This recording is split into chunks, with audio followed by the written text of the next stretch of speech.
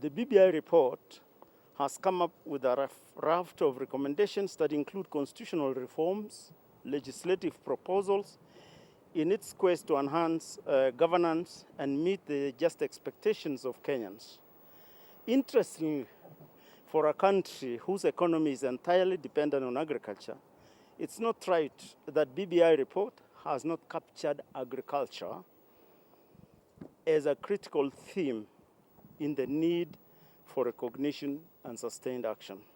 So, to transform agriculture, we have made a few recommendations that we feel should be included in the BBI.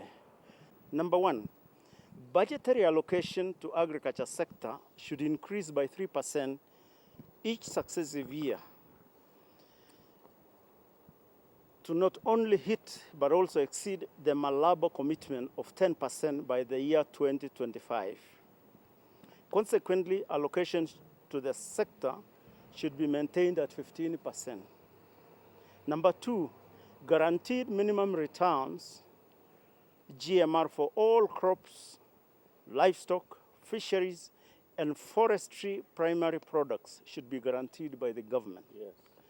Number three, the country's strategic food reserves and nutrition management infrastructure, as well as food trade, should be the prerogative of farmers. This should include substantive decision-making on export and import quotas.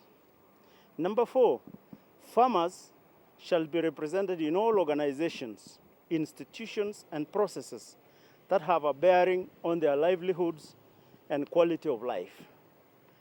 For the sustainable welfare of all Kenyans, implementation of the BBI report must be subscribed by a human rights approach, where the allocation of power guarantees the best outcomes for the most number of people. For this to happen, farmers, who constitute majority of the Kenyan population, should be empowered substantively and sustainably through the measures outlined above.